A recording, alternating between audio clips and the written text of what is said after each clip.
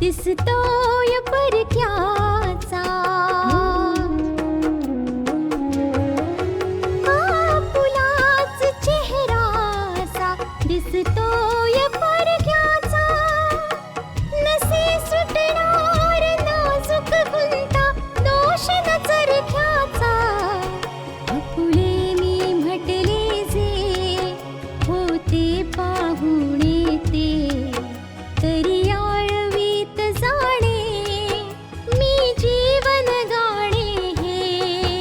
रेखा ही भाग्याची, रेखा ही भाग्याची, रेखा ही भाग्याची, रेखा ही भाग्याची. आतापर्यंत आपण पाहिलं आशा नानांना फोनवर सांगते की खरा खुनी गोविंदच आहे. आशाचा निर्धार तोडण्यासाठी खोटं सांगितलं जात होतं. गिरधर शास्त्री आतून कोसळले. बलराज त्यांना नोटांनी भरलेली एक बॅग देतो. त्याचं मागणं आहे की आशाला या केसपासून दूर केलं जावं. कामिनीला ही गोष्ट कळल्यावर फार वाईट वाटतं की आशाच्या समोर असं त्याचं नाटक केलं जात होतं. विजय पुन्हा पल्लवीला घरी घेऊन येतो. आशा, विजय आणि पल्लवी खोलीत असताना येते. पल्लवी विजयला मिठी मारते. आशा मोबाईलने त्यांचा फोटो काढून सोहनलालला पाठवून देते. आता पुढे. हे बघा, तुम्ही त्रास नका करून घेऊ. तुम्ही विनाकारण टेन्शन घेताय. मी तुम्हाला सांगितलंय ना की मी कुठलाही चुकीचा निर्णय नाही घेणार. सगळं काही ठीक होईल. आशाचा मेसेज. आशाचा?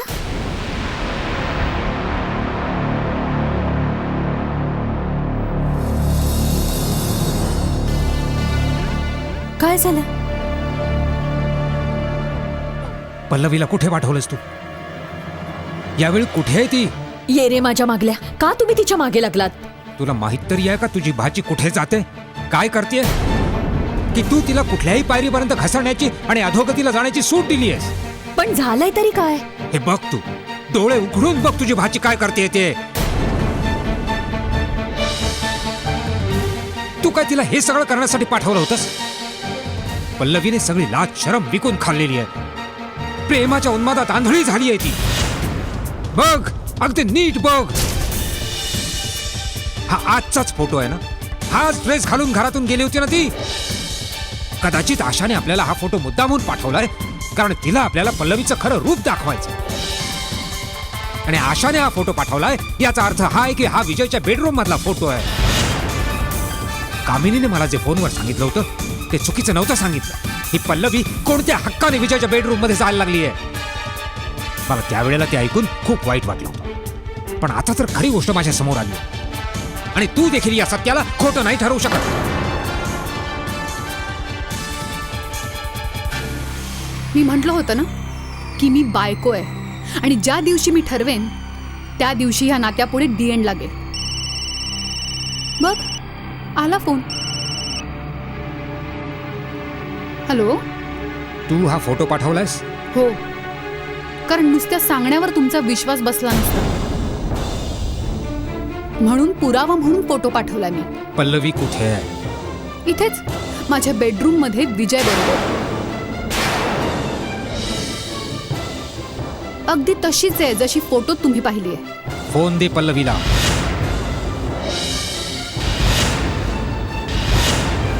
पल्लवीशी बोलायचं आहे मला. घे फोन, बोल.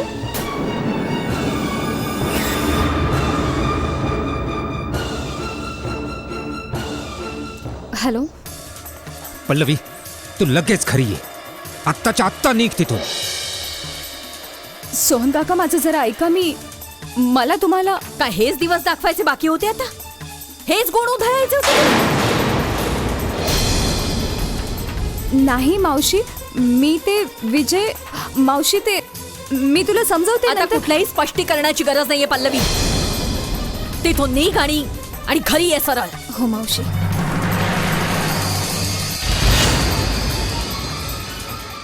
मी एक वार नाही वारंवार तुला समजावण्याचा प्रयत्न केला, पण तू माझं म्हणणं कधीच मानलं नाहीस. अगं लोकांनी हा फोटो पाहिला तर हसतील आपल्याला, आणि केवळ तुझ्याच नव्हे माझ्या अब्रूचे पण धिंडवडे निघतील ह्याचीच मला सारखी काळजी वाटत होती. तू हे चांगलं नाही केलंस आशा. मी चांगलं नाही केलं आणि तू जे करतेस ते चांगलं केलंस. अगं ह्या घरात पाऊल टाकायच्या आधी आपल्या मनाला विचारलं नाहीच, पण कमीत कमी हा तरी विचार करायचा होतास की कोणत्या अधिकाराने इथे येतेस तू. तुला ह्या गोष्टीची कल्पना नाहीये, पण लवकरच मी तुला दाखवून देईन की केवढी मोठी चूक केलेली असते. निदान आज तुम्हा दोघांना या गोष्टीची जाणीव झाली असेल की योग्य काय आणि अयोग्य काय ते. मी एकदा तुमचं वागणं सहन काय केलं आणि तुम्हाला वाटलं की तुम्हाला मुक्तद्वारच मिळालं. मला समजत नाहीये पल्लवी, तुझ्यासारखी मुलगी एका लग्न झालेल्या पुरुषाबरोबर ह्या पातळीपर्यंत कशी जाऊ शकते. विजय, ऐकतोयस ना तू की ही काय म्हणते ते? विजयच्या ऐकण्याने काय होणार आहे पल्लवी? तुला तर ह्या प्रश्नाचं उत्तर तुझ्या घरी गेल्यावर द्यावं लागणार आहे. परत जाताना रस्त्यात ह्या प्रश्नाचं उत्तर शोधत घरी जा. आमच्या प्रेमावर जे काही प्रश्न उभे राहतील त्याची उत्तरं मी देईन.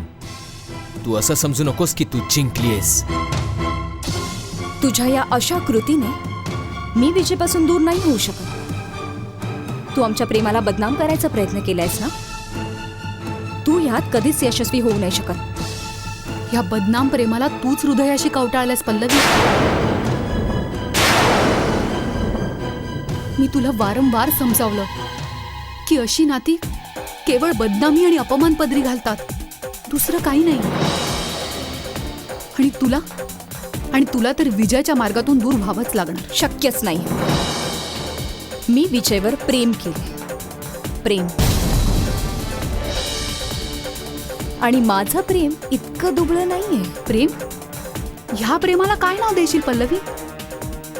जर माझं म्हणणं तुला समजत नसेल तर तुझ्या मावशीला विचार की ह्या नात्याचं काय नाव आहे. मी तर दुनियेसमोर उभी राहून म्हणू शकेन पल्लवी की मी ह्याची बायको आहे, ह्या घरची सून आहे. पण तू काय सांगणार आहेस? तू काय नाव देशील ह्या नात्याला? बोल. जा घरी जा पल्लवी. वाट पाहत असतील सगळे तुझी. आशा, तू पल्लवीला या घरातून निघून जायला सांगतेस? पल्लवीला या घरामध्ये मी आणलेले. मी, हे माझं घर आहे. मला पण तूच आणलं होतंस ना ह्या घरची सून बनवून.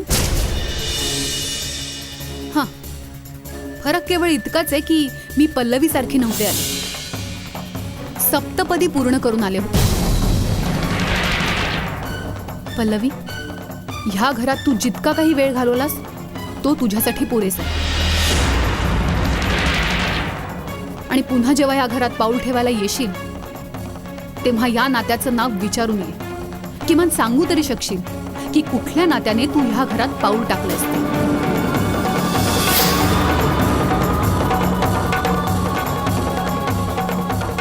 पल्लवी,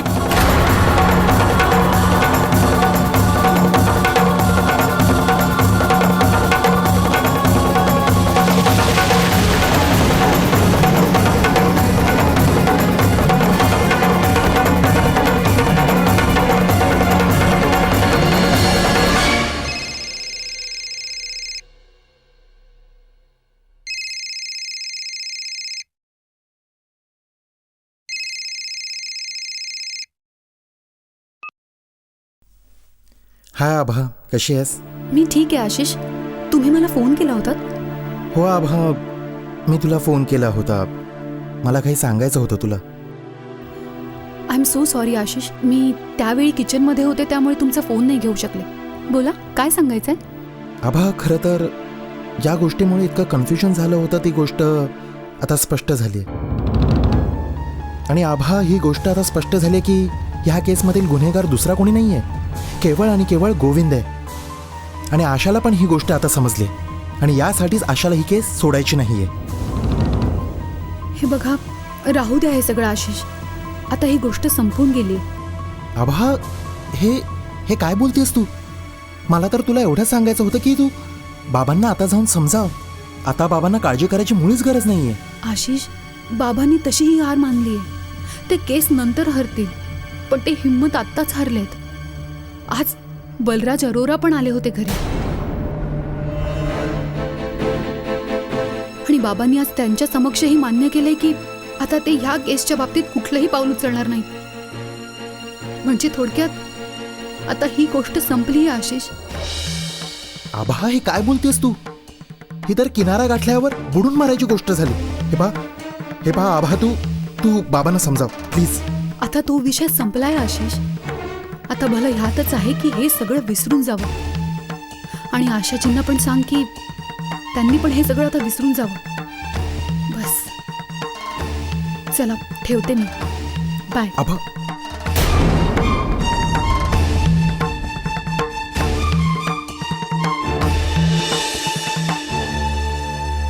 काय झालं आशिष? अजून झोपला नाहीस बेटा? जी नाना, मी आभाशी बोलत होतो. नाना, आभाने मला सांगितलं की बलराज अरोरा आणि शास्त्रीजींच्या दरम्यान समझोता झालाय आणि आता शास्त्रीजींची स्वतःचीच इच्छा नाहीये की या केसचा पाठपुरावा केला जावा. म्हणजे बलराज अरोराचा हेतू अखेरीस पूर्ण झाला म्हणायचा. वाह, कमालच झाली म्हणायची. माझी आशा जी न्यायाची लढाई लढू पाहत होती ती ही लढाई सुरू व्हायच्या आधीच हरली. बलराज अरोरा ही लढाई जिंकला. रेखा ही भाग्याची. पाहिलं तुम्ही? खरी गोष्ट काय ते कळल्यावर आशाची हिंमत किती वाढली आहे ती. आता या घरात ती कुणाला काही किंमतच देत नाही. जरा शांत रहा बेटा. मी तर शांत राहीनच मामा, पण पल्लवी तिचा हा अपमान सहन करू शकेल? ज्या प्रकारे आशाने तिचा अपमान करून तिला घराबाहेर काढले, खरंच मी त्यावेळी तिथे असायला हवे होते. मग त्या आशाला सुनावलं असतं. आणि माझं तर म्हणणं आहे की पल्लवीला इथून जायची गरजच काय होती? इतका अपमान सहन केल्यावर ती इथे थांबेल तरी कशी? तिचा जो आज अपमान झालाय ना, तो ती आयुष्यभर विसरू शकणार नाही. कोणाचा अपमान झालाय? कोणाविषयी बोलतेस तू? तुमच्या सुनबाईने पल्लवीचा अपमान केलाय. तिची हिंमत किती वाढली आहे याची कल्पना तरी आहे का तुम्हाला? मला तर असं वाटायला लागलंय की हिला सून म्हणून या घरात काय घेऊन आलो, जणू आपण संकटच ओढवून घेतलंय. ही गोष्ट तर तू जावई बापूंना सांगायला हवीस. तिला सून म्हणून घेऊन यायचा प्लान तर जावई बापूंचा होता. आता तर मी फक्त त्या दिवसाची वाट पाहते जेव्हा या कटकटीतून आपली सुटका होईल. लवकरच सुटका होईल, मुळीच चिंता करू नकोस. मी जावई बापूंच्या खटल्याची वासलात लावून आलोय आणि त्यानंतर ह्या आशाला तिच्या सगळ्या प्रश्नांची उत्तरं दिली जातील. एकदा आपण या संकटातून बाहेर पडलो ना, मग मी तिला असा धडा शिकवेल की आयुष्यभर लक्षात ठेवेल. ती तर नंतरची गोष्ट झाली मामा, पण आज याचा विचार करायला हवा की ज्या प्रकारे आशा पल्लवी बरोबर वागली, ती तिच्या घरी गेल्यावर तिच्या मावशीला काय उत्तर देईल.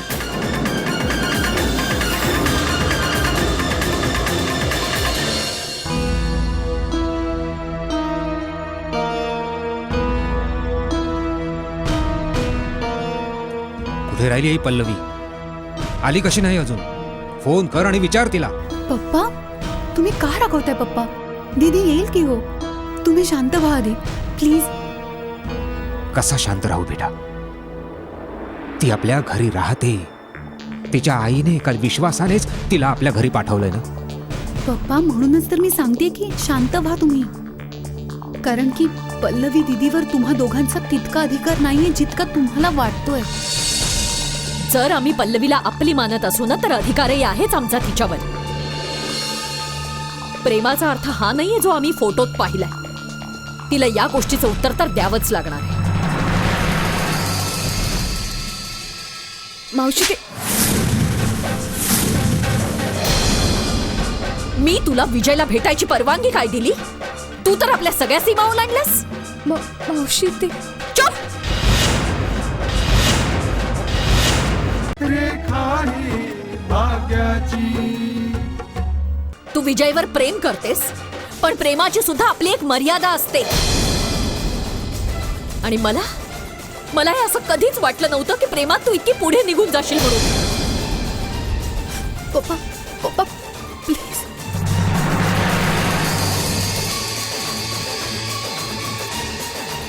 आतापर्यंत या बाबतीतले सगळे निर्णय तू घेत होतीस. आता या गोष्टीचा निर्णय पण तूच घे की ह्या प्रेमाचा अर्थ काय आणि याचा परिणाम काय होणार आहे.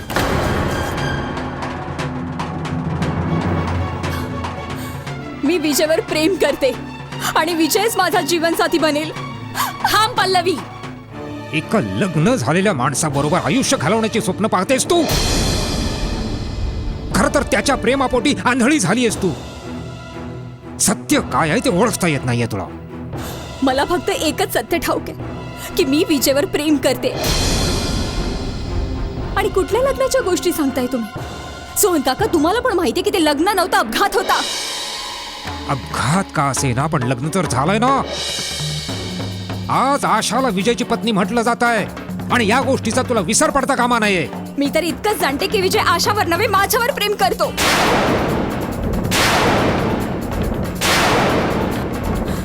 ठीक आहे, तुझा विजयच्या प्रेमावर विश्वास आहे ना? मग आता विजयलाच मार्ग काढू दे. बघूया तुझ्याशी लग्न करायचा कोणता मार्ग शोधतो ते. आणि नीट ऐक, जोवर तुमच्या लग्नाची तारीख ठरत नाही तू विजयला भेटणार नाही. कळलं तुला? आता जा इथून.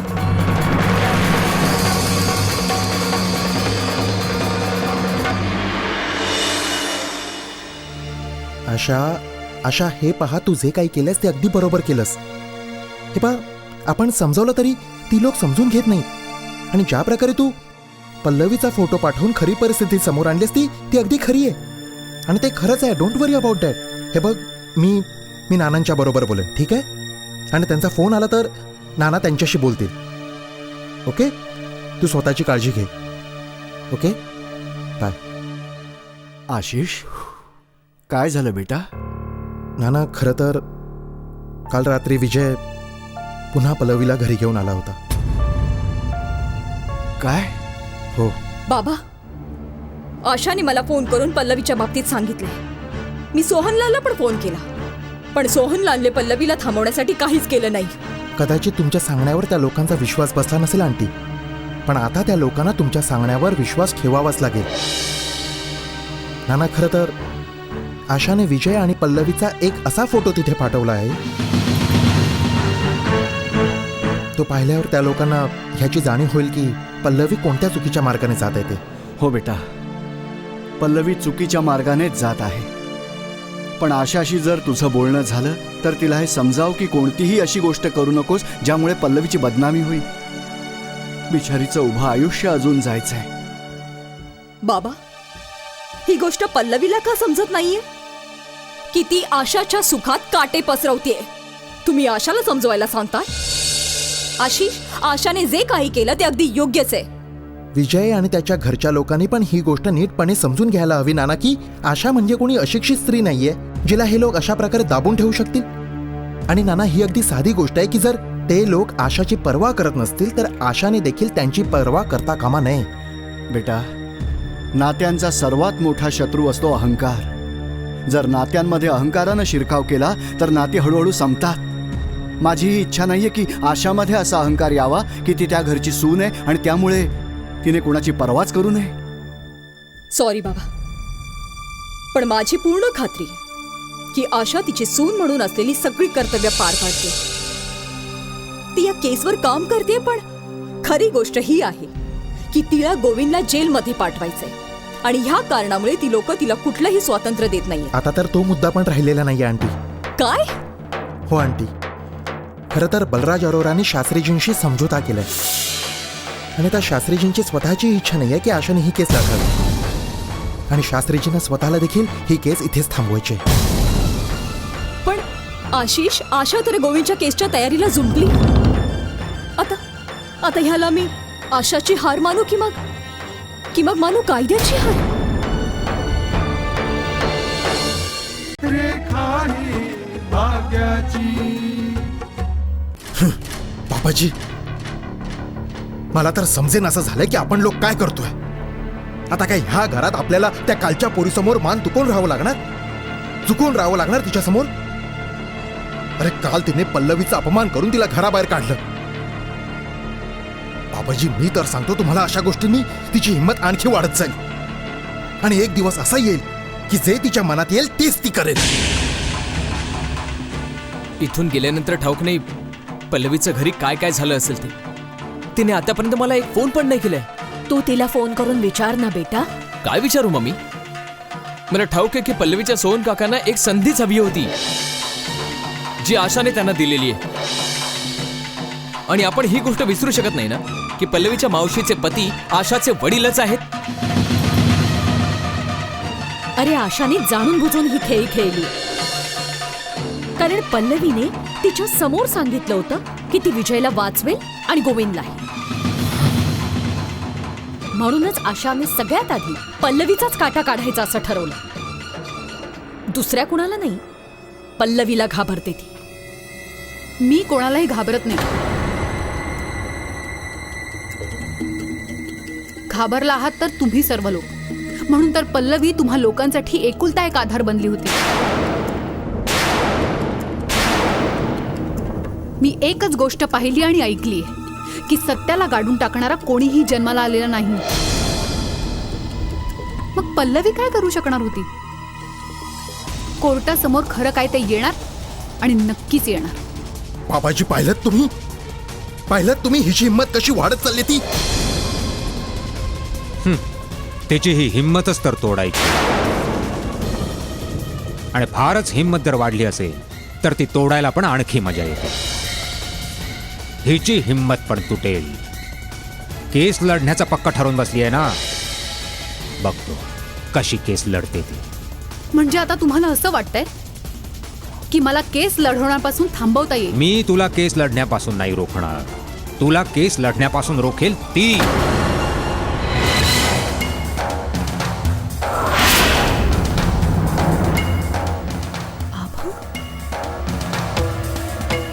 आभा, तू? हो, मीच. मला बाबांनी इथे पाठवलंय. आता तुम्ही रोहित दादाची केस नाही लढणार.